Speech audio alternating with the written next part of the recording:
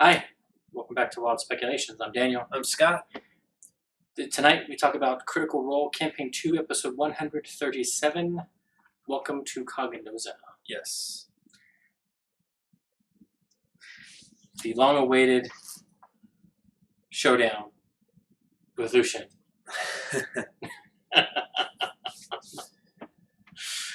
Well, first of all, I wanted to talk about how we were correct in that when they got to Cognouza, they would level up. Yeah. They did it before the show. Yep. And Ford took the tough feat. Yep. Took 12th level of Warlock. Now has more hit points than Yasha. Yep. Well, because the toughie gave him an extra 30. Yeah. On top of, I think he rolled a 7. Yeah. Yeah. Yeah, he got like 41 or 42, something like that. 41, yeah. Because he has a +4 con. Yeah. So. Yeah, Rose going more like as he should. Yeah. Yep. And now he is set up that if he wants to next level up, he can go Paladin, get another ASI, and one more first level spell slot. But I think he's going to go Warlock again because it gives him an extra 5th level spell and a 7th level spell. And he can get Force Cage or Finger of Death. Okay. I don't know. I think it's 78 plus 30 necrotic, half on a successful save. I think it is optimistic that you think he will get that they will level up again. Okay. Well, it depends on when the campaign ends. Yeah. And there was hints in this one that it's going to go past this arc. Do you think? There was hints. I'm not sure. Because I'm getting the exact opposite impression. And I had some disturbing thoughts over the weekend. Well, when multiple of the Somnovum talked to them, they mentioned the Oblivion. And I took that as a reference to the Chained Oblivion. Yes. Which would set up our end goal, which would be past this, of them going against the Tarask as the Chained Oblivion. Except if they end it here.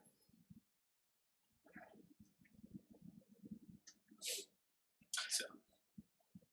Yeah, I will inflict my exactly Tofnir, the final arc. They're in the final arc, he said. Okay. But yes, I shall inflict my unsettling thoughts upon you near the end of the show tonight. We had a review of movement on the Astral Sea. Yep. And Matt said 3 times your intelligence modifier. And Talis is like, I have a -1. Yeah, and I was like, think about going there. Oh, I'm moving away from it.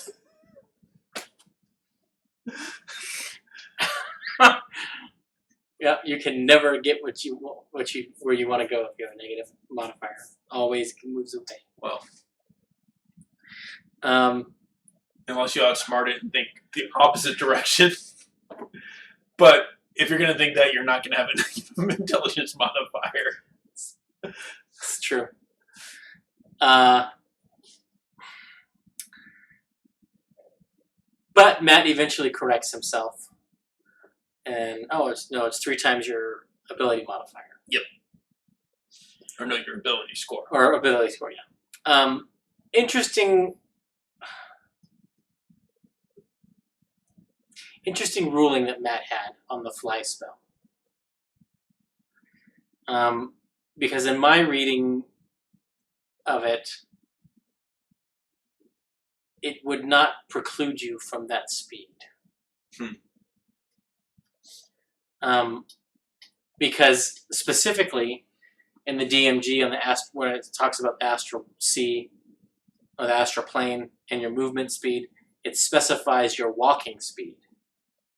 Okay, yeah. So if it specifies walking speed, which to me says it doesn't preclude a fly speed, which means Caduceus should have been able to do the 60 for the time that he had.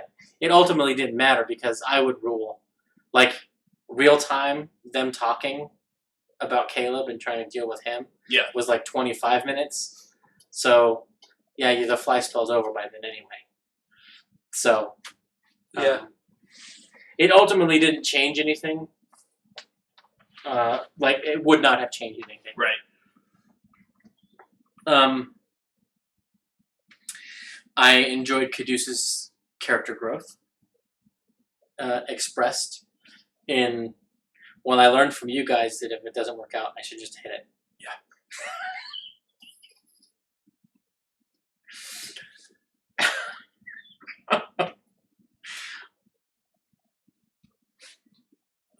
Bringing Caleb back. Yeah. And arguably, the one with the negative strength modifier is the one you want. Yeah. Doing it. So, yeah. I mean, someone untrained in unarmed combat with a +2 modifier would be just as good for a sheep. Because I would do 3 points and then the wizard would take none. Fair. It's true. That's a little metagamey, though. I have to give Laura MVP this episode. Definitely. And I think the reason behind her motivation for being on top of things and keeping everybody moving and on task is because she was quiet at the end of last episode. Yeah. And I think Jester thinks they're in this position because she didn't dispel those Intuit charges and stop them from changing the gate. Yeah. So, and one of the best moves in the combat in this episode was her twinning Divine or Guiding Bolt. Yeah. Got to kill and got to put advantage on the other creature. Yep. Which I don't think got taken advantage of.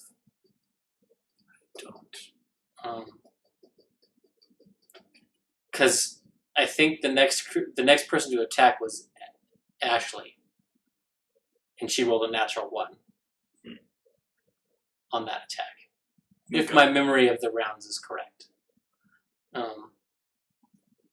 But anyway, big moment for me. As we know, I harp on encumbrance all the time, and how important it is. Yep. And how I view my character's inventory as the costume. And Marisha's like, I have a spyglass! Man, I wish I'd been using it this whole campaign since I got it. Yeah. Which was back in the Dark Toe arc. Yeah. In the 50 or 60 episode range? Yeah. Number range? Yeah. I want to say low 50s. Yeah. And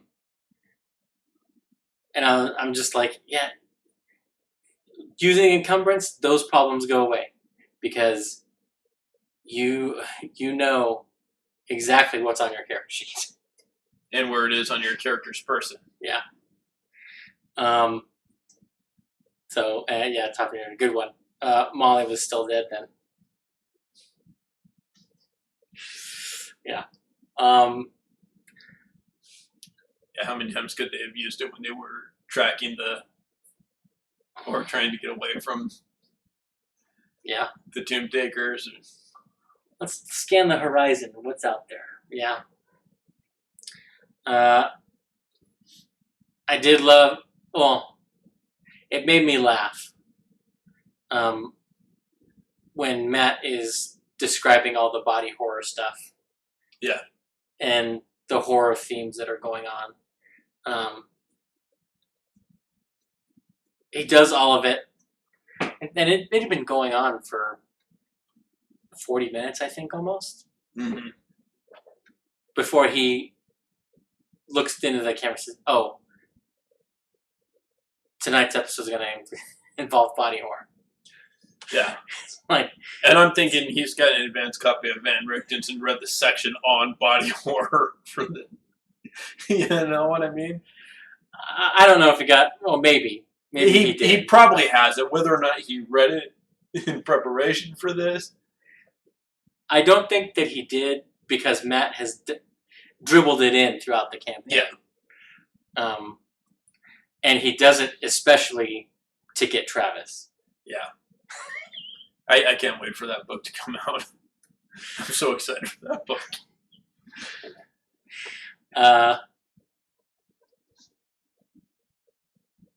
We have, as we predicted, as Taliesin tried to imply they should expect, some exposition. Yep. When we get into the city. And a large part of the build-up to that exposition was each of them in their own way poking at it. And, like, as they were going in, I was like, I don't know if I would be trying to provoke a response from these people. Yeah, I don't. Yeah. I mean, the flip side of that coin is you don't get to meet one of the Som Novum if you don't. Yeah. So, Veth's failure at message prompts Caleb's awakened mind to one of them. Yeah. Which does get a response. And does get a come hither.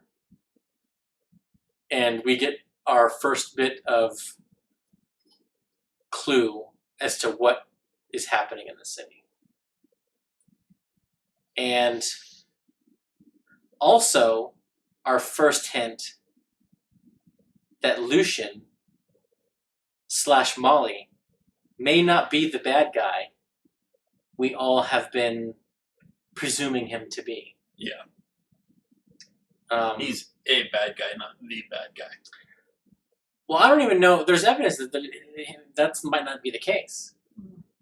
One, there's evidence it might be good. He has.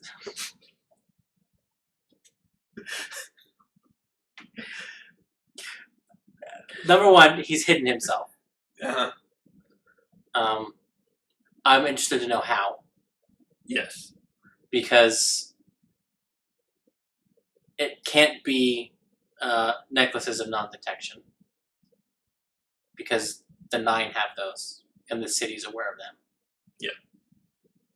And maybe that's because they've reached out. That could be it too. But yeah, I mean, if you reach out, you're technically inviting it. Yeah. So maybe because they did that, the city's aware of them. And when it's aware of one of them, it becomes aware of all of them. So maybe that's the case. But the why he's hiding himself is more important than the how. Because there are several abjuration spells that allow you to do that. Yeah. Non-detection, Nestel's magic aura. Mm-hmm. So you don't think he's not just hiding himself? Because he has said that, he sees himself as, wanting to usurp their power. Not working for them, but working to use them. You don't think that's why he's hiding, to get in position to pull the takeover? I mean, that's possible. But one of the things that affected him in their previous conversations, one of the things that he said before they came here is that he wanted to help these people. That they were in need of guidance. And we've been talking back and forth of how much of Molly is there. Yeah. And Molly's thing, a big theme for Molly, was I'm going to leave every place better than, yeah. And maybe that's why that part of him survived the ordeal with Vess. Because that's the part that was trying to help them. That's the awesome. other parts of Lucian might just want the power and whatnot, but the part that genuinely wanted to help them might have been Molly, and that's why that part survived. Okay. And so I'm wondering how that's going to play. And we also got exposition as to the 9 are not monolith. They each have their own hates, distrusts. They each have their own games, which Matt has basically told us from the beginning, all wizards do that. Yeah.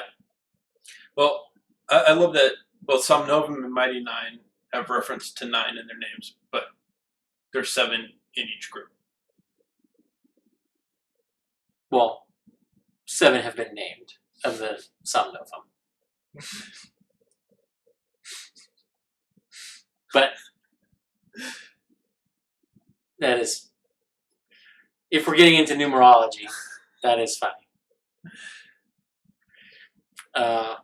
And they each have a companion, Lucian and Essek, respectively.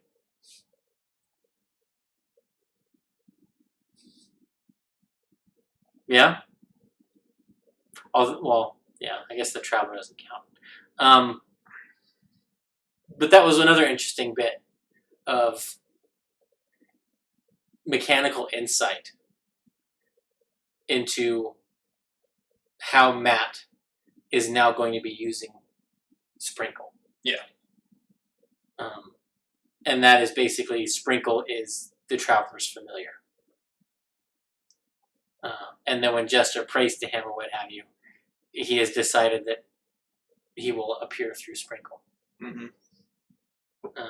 As that's probably easier, given that his power is greatly diminished since he ended his cult. Yeah. And, I mean, to be fair, it could very easily be just giving the Archfey the Pact of the Chain ability. Yeah. Because they have that ability where they can even speak through their familiar. Yeah. No matter, as long as they're on the same plane. You know? And that was my interpretation of it as well. Yeah. And part of me wonders if there isn't a little bit of Matt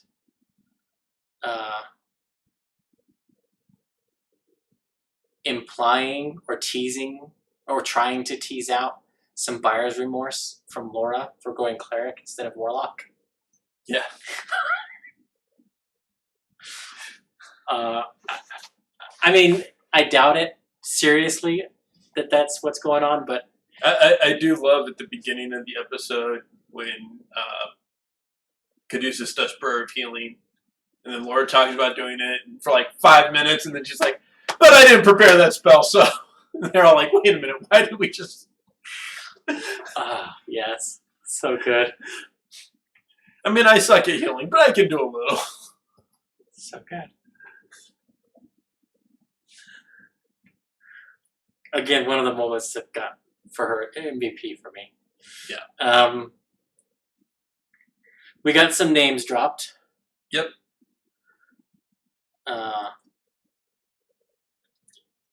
Do you think they have any meanings?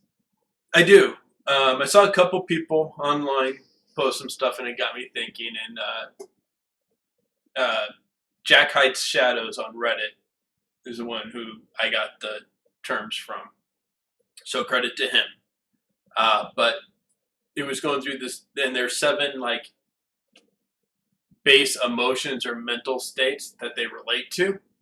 The names relate to, and then he listed the first 3, with who he thought they were, and said the others were a little harder to figure out. But there was Luctus, or we say the name, which relates to grief, which is an analog for Caleb. Okay. There's Vigilant, which is alert, vigil, which is Bo. Okay. So these first three are what he said, and I don't see. I can see it. Ira, which is anger or wrath. Rage, barbarian, Yasha. Okay. Gadius, which is joy. Okay. Veth always, and this one could have been Veth or Jester. I would almost say Jester. And Veth always wanting to do nice things for people and help people is why I put her there. Always trying to help people find their joy, whereas Jester is joyful. Yeah. Whereas the next one is Elatus, which is elation, looking at the bright side of things, which is where I put Jester. Tamore relates to fear, which Ford, and I did that because he kind of got into the adventuring life and because of fear, because he was afraid of this magical power. He ran to the Wild Mother because he was afraid of Ukatoa. Yeah. He took the tough feat because he's afraid to take damage. Yeah. So there's just been a lot of fear things, and we all know fear leads to the dark side. Leads to anger, leads to hate, yeah. And then Miraclus, which is wonder, amazement, which I put as Caduceus, because he's just been, especially at the beginning of his adventure, he's been blown away because he's been so sheltered. Fair, yeah. So, can't argue any of that. And Matt is definitely the kind of storyteller that would weave those parallels in. Yeah. For sure. Now, like I said, Jack Hyde's Shadows came up with this. I think he had initially put Jester in Joy, and the others were unknown to him. He's like a little harder, maybe this person, and I flipped, Jester to the elation. Yeah. But so credit to him. But I thought it was a good theory, and I thought it made sense to me, and I liked it, so I made sure to get it in our notes so we could talk about it. Yeah, interesting.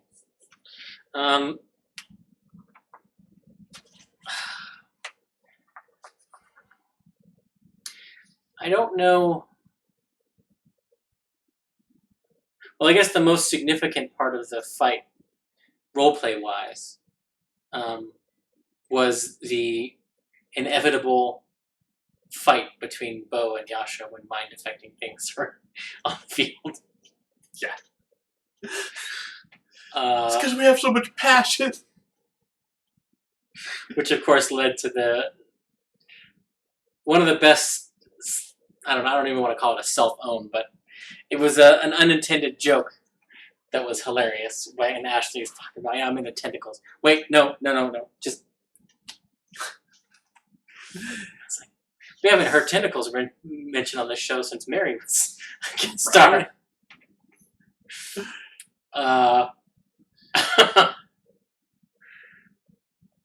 But yeah, and it was interesting that the combat was called for them as a test. Mm-hmm.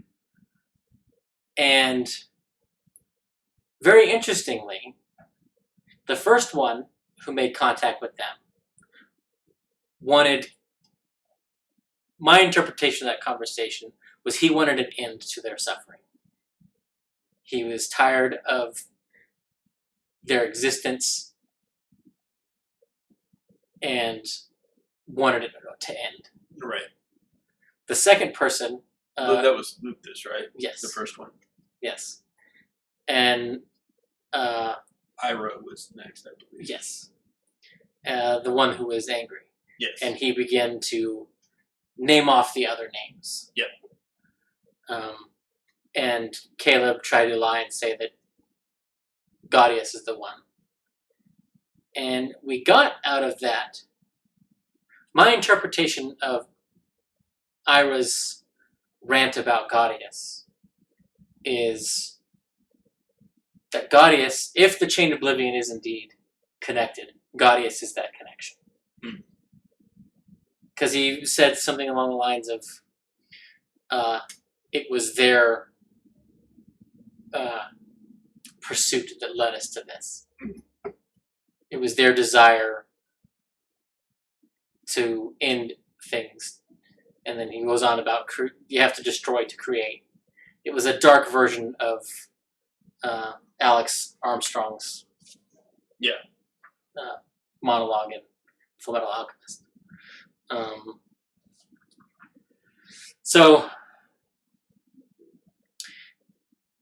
And that he's also where we got another person. You have to destroy them. Go here to do it. Yeah. So I think Matt has woven in this power dynamic where my guess is 3 of them are pressing forward with their existence, are basically happy in it. Yep. 3 of them feel duped. Yep. And want out. And possibly just want to die. And 3 of them want to return home for whatever ends they have. And they'll probably all be individual, but and I think Lucian believes he can play all of them off of each other to get whatever it is he wants out of him. Yeah.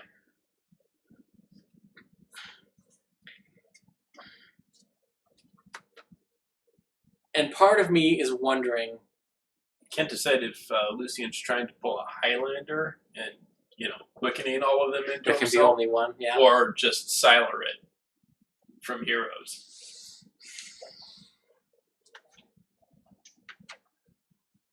That's a tough one. So, because I was thinking about it, and while in theory the Somnovum can be destroyed in the Astral Sea because their bodies came over and probably formed the foundation of the city. Right.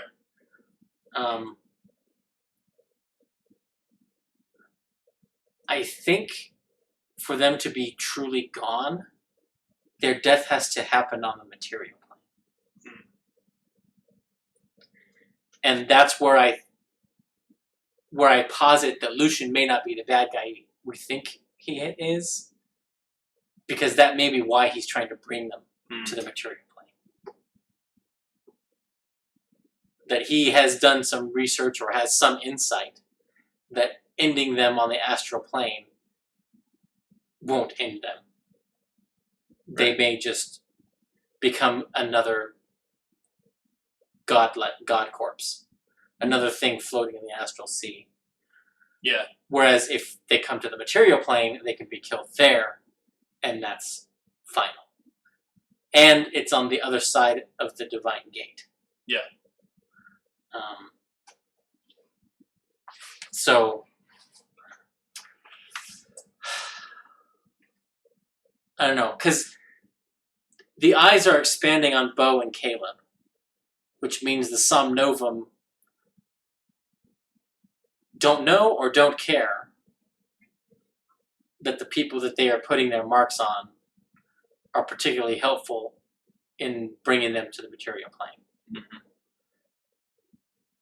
And we don't know what Vess's motivation was. From Lucian's point of view, she was trying to be the Nonagon and get all the power for herself.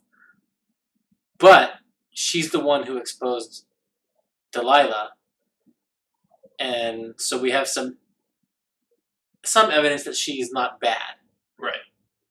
So she may have the marks of the Somnovum the same way that Caleb does. Yeah. Caleb and Bo. They read the book. And she may have been trying to end it. And that's why she tried to kill Lucian.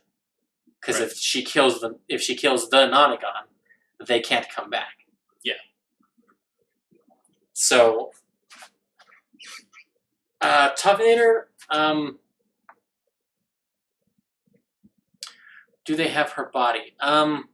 No, because the amber was placed in the bag of holding. Yes. To try to hide it from scrying. Yes, it is with either Cree or Lucian. Lucian, I think. Yeah. I don't remember if they specifically said who had. They did not. Just wasn't with the 3 that they killed. Yeah.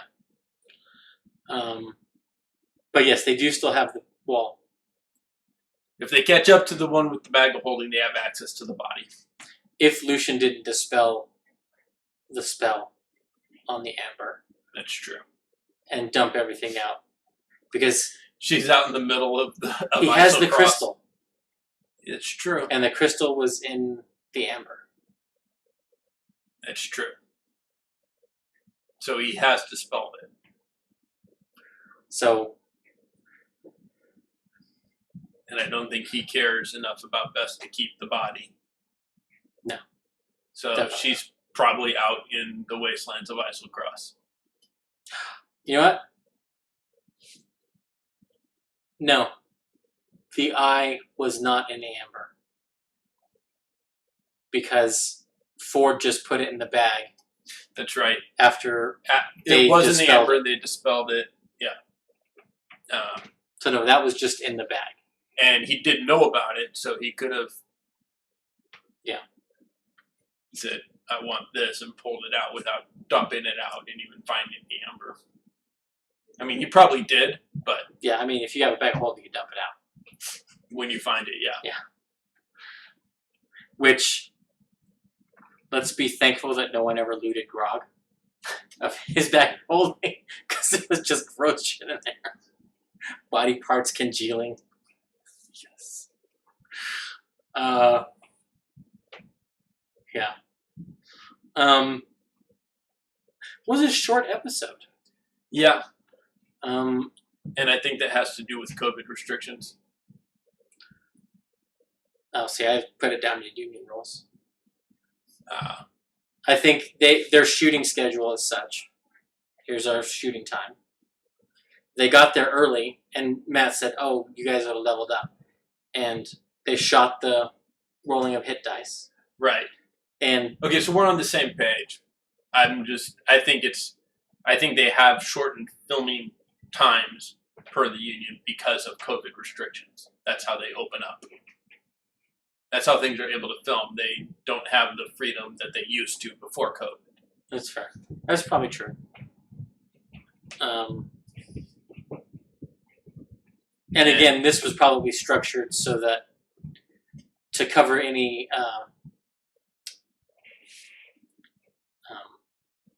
curfew that might have been imposed. Yeah. So we got this time, but we've got to spend this time leveling up. And I pegged that as half an hour to 40 minutes that they were leveling up and otherwise playing D&D off stream. And Liam kind of supports that timetable when Matt's talking about how they feel the tug and Laura loses her shit and like puts her head down and laughs. And Liam says, well, what do you expect after the last 2 hours? Yeah. Look at the time. Run time. It hasn't been 2 hours.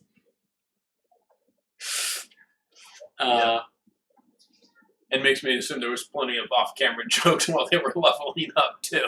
Well, yeah. Well, there had to have been, and we only got a piece of it in that video they released when they ran the little thing when they said that Ford took tough. And then the next sort of info card was he's built Ford tough. Yeah. So, yeah. Probably no end to the jokes.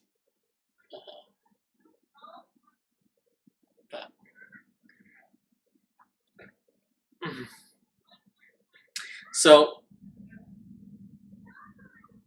besides Matt saying that they're in the final arc, and the number of times that Campaign 3 has been mentioned. Mm-hmm.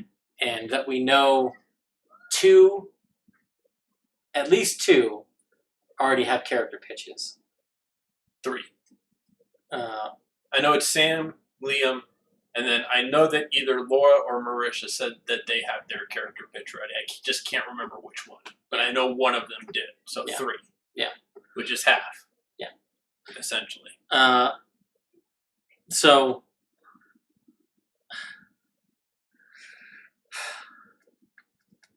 I have a sneaking suspicion that COVID robbed us of the Tarrasque. Yeah.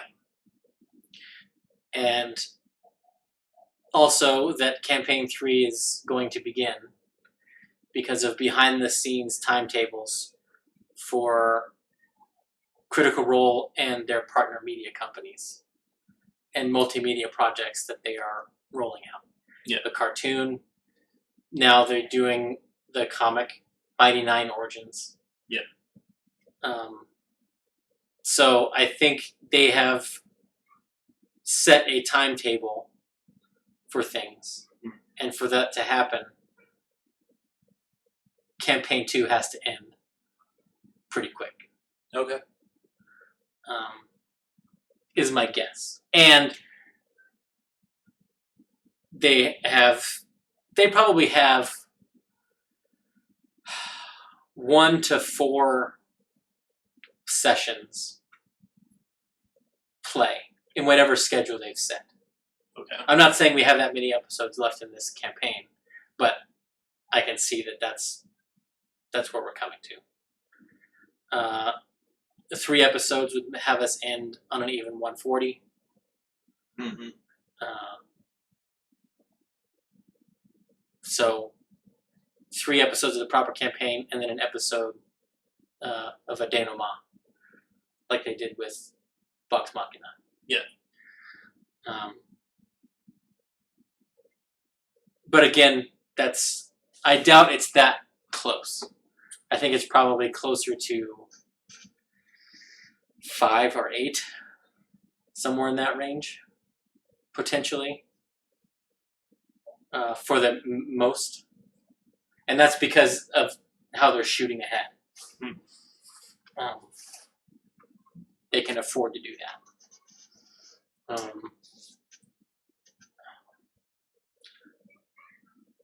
I don't think we will have much of downtime. No. Between Campaign 2 and 3. I'm thinking a month off. I don't even think 4 weeks. I don't think it'll even be that. You don't think it'll even be 4 weeks? No. I think, like,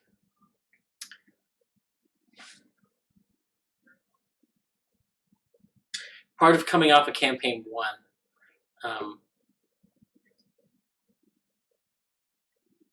they were barely mentioning Campaign 2.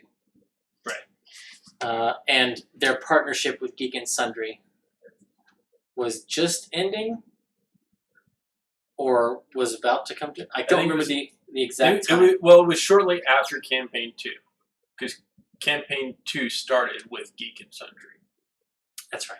It was a few episodes in where they probably knew it was coming at the end of Campaign 1, but they also had Matt and Marisha's wedding. Yeah, there was a lot of stuff happening at the end to facilitate that need for that. And it was near the holidays. They, extended the holiday break. Where this time I don't think we're going to have that.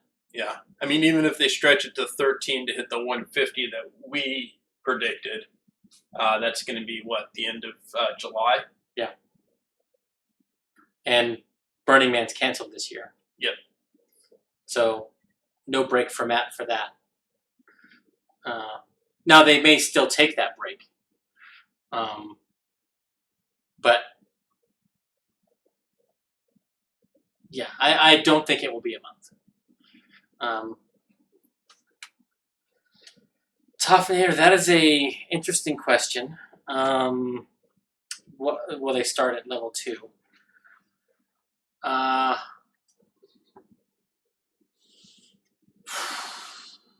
I think so. There are several reasons to do that. One, the players, unless they are playing a repeat class that they have played before, may not be familiar with the class to start at a higher level. So it makes sense to start them a little lower. Yeah. But also, arguably the best levels of D&D are 3 through 8. Like once you get over 8, especially once you're 10 and above, normal, everyday problems are not a problem for you anymore. Yeah. So, but it also kind of depends on.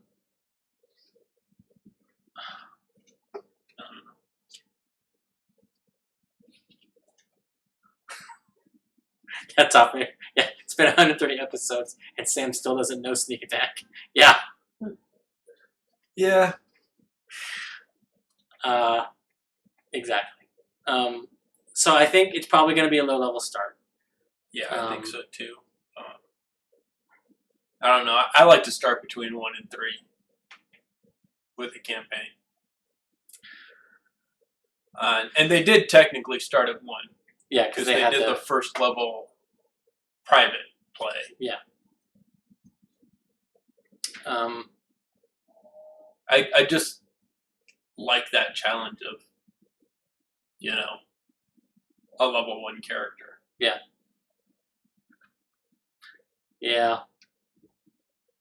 Our Sunday night game, one of the players is not enjoying 3rd level.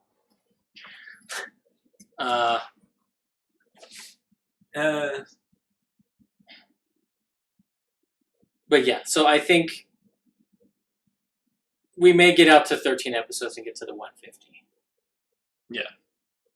Or 12 episodes, technically, I guess. 12 more.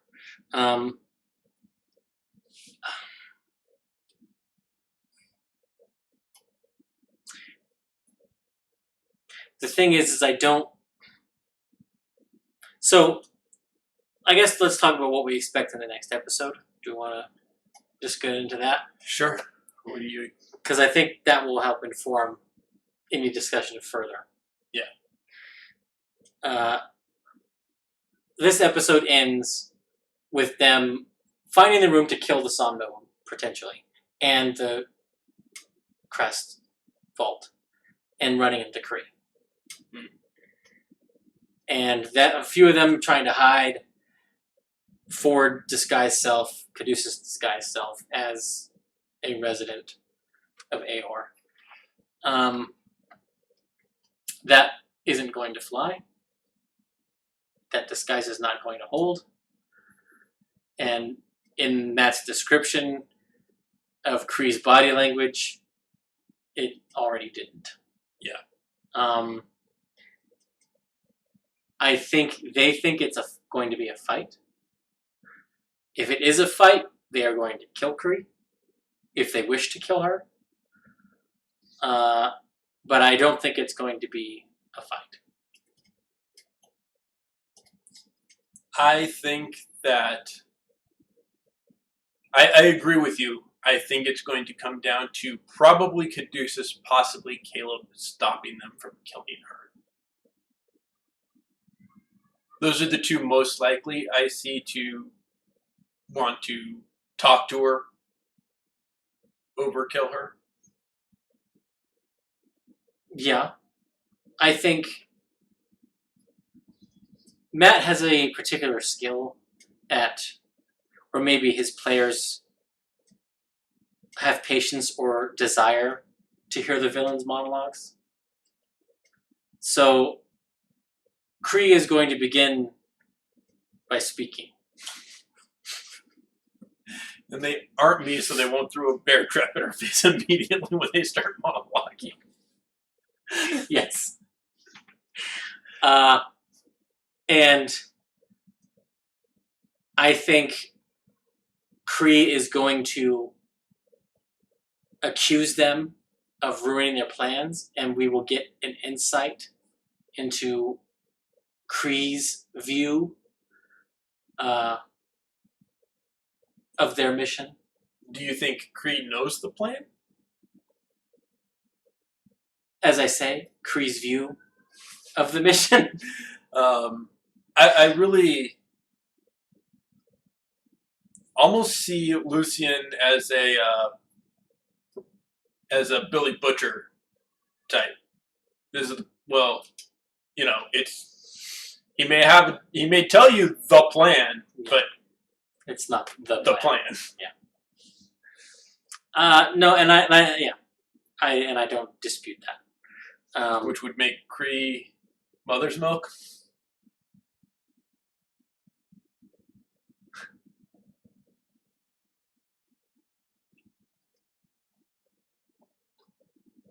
Yeah, maybe. Or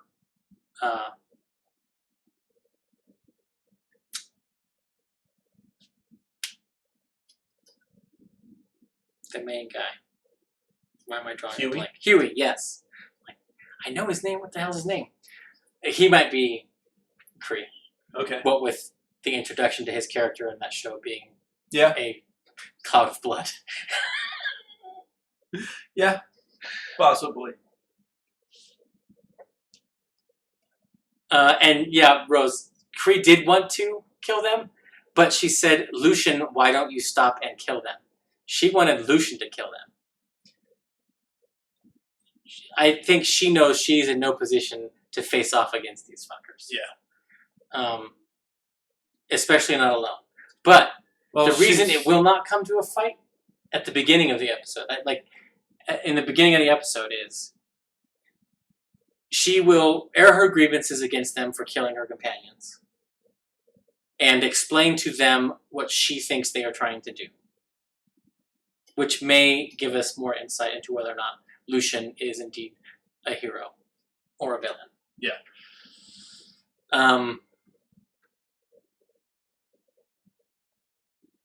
And if violence starts, cloak. Yeah. Fight averted, Kree escapes. Now they have to face both of them. And the story beats that I sort of imagine are Kree is talking to them to stall them for as long as possible so that Lucien can do whatever he needs to do so that the city can transport. And if that means she's got to lead him on a chase, then that's what she'll do. And then it's a matter of the Mighty Nine choosing to go after the Tomb Takers or go to that vault room and eliminate the Somnova.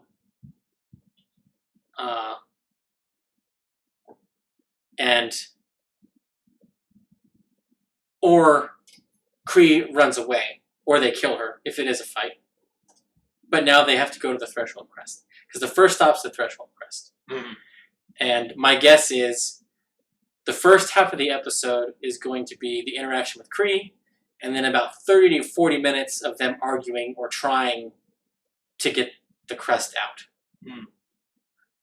Different ways of getting it out. How can we do it? Because they're out of most of their high-level spell slots that they used to get it last time. Right. And Yasha doesn't have her wings, so there's going to be no flying from Yasha. Right.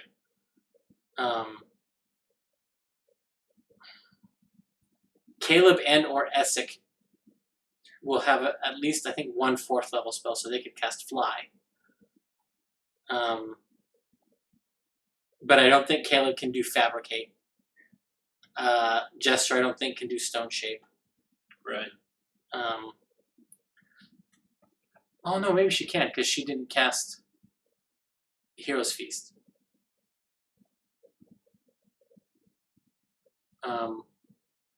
So... Does she have Stone Shape Prepare?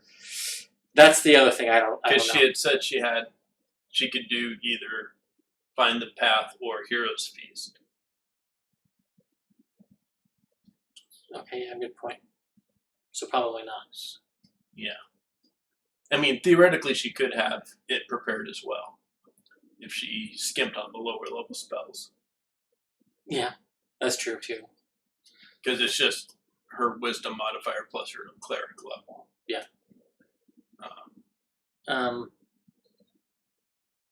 Yeah, Rose. They're really low on resources, hit points, spell slots, which is why I think. So I think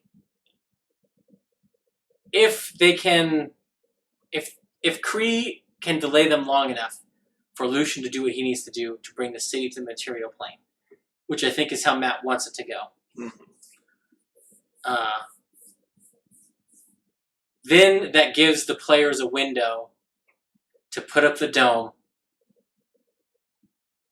take a long rest. Yep. Because now we can't stop the Somnovan from getting here. Yep. Now we have to kill them and stop them from doing whatever that is. And there's no way we can fight 9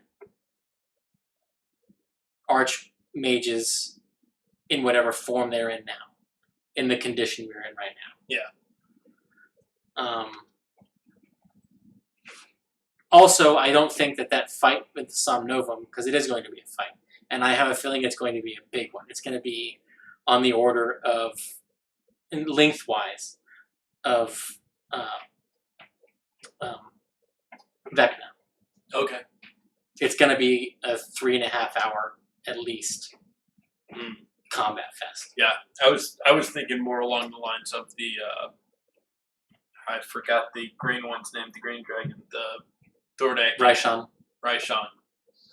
Or, yeah, either of those ones, yeah, because those were also... I could see it being a Thordak Raishan in the sense that they get Lucian and Kree's help against the Somnovan, and then have to turn on Lucian and Kree. So the Tomb Takers would take the place of Raishan, and the Somnovan would be Thordak. Yeah, I could see that. So, I could see that.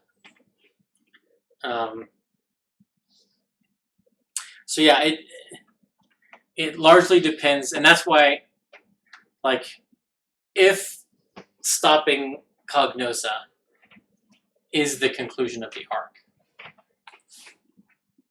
I could see getting 3 episodes left.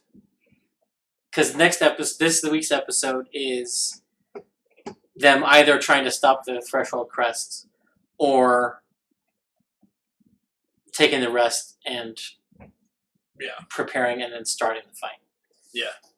I don't think just defeating them is the end of the arc. Okay. I think the arc is going to be defeating them, finding Yusa, and getting back to the material plane. Okay. Or unless Story Builder is right, Trent is the final bad. My gut still tells me that taking care of Trent is an epilogue issue at this point. Yeah. If he even takes care of him, because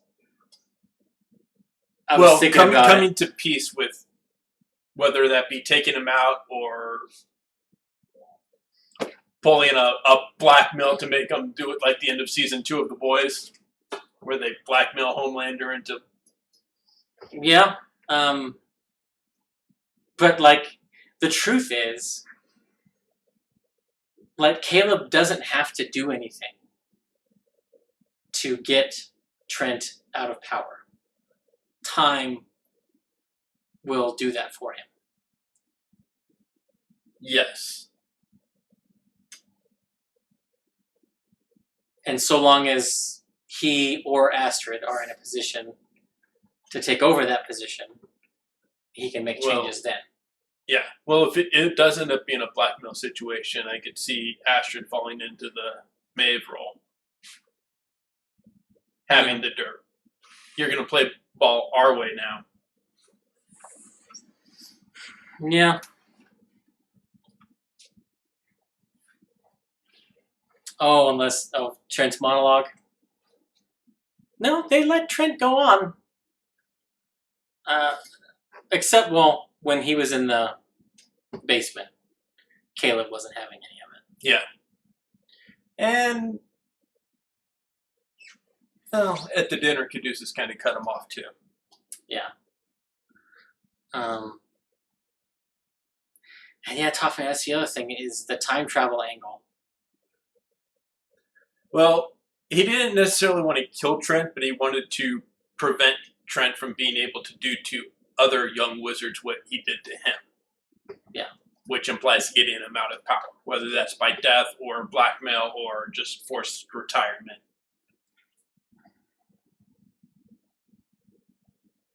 Okay, we might get to 12 episodes, because Matt doesn't drop time travel without... This late in the game, without paying that off somehow.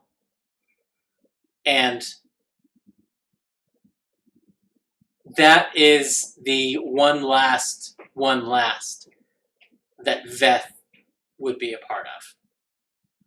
And it's that mission is we defeat the Cognouza.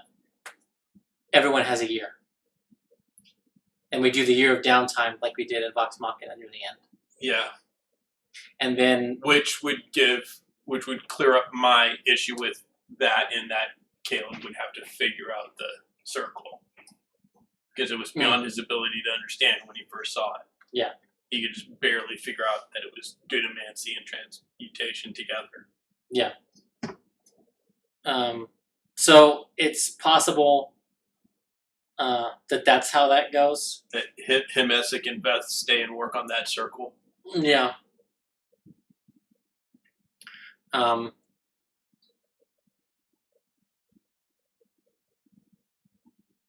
hadn't thought about it. But that is a nice way for Matt to put downtime in, so that Beth can have her family time and everyone, and to change the dynamic for the last 8 to 10 episodes. Yeah. And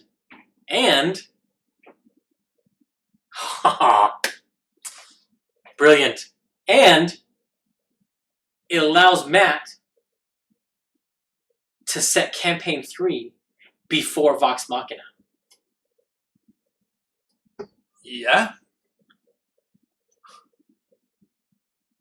Because now campaign 3 can actually be taking place in the past and can be dealing with the fallout of Caleb's time travel shenanigans. Instead of going further into the future. Right. And going on Marquette, as we thought. It could... Although I don't think Matt will pass up the opportunity. I think it could still be in Marquette. It could be past or future. Yeah. Yeah.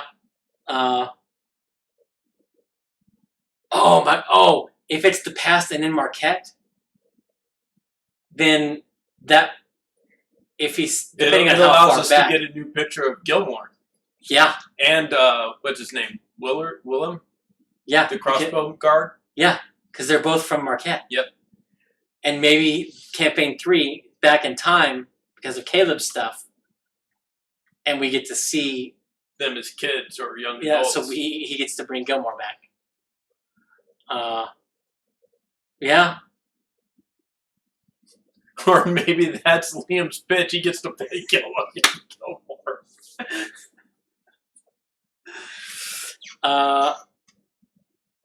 But that's about all the time we have for tonight. Yep. Talks is on this evening, and that's going to be Sam and Laura. Or maybe we will get some insight into campaign 3, although I doubt it. Yeah.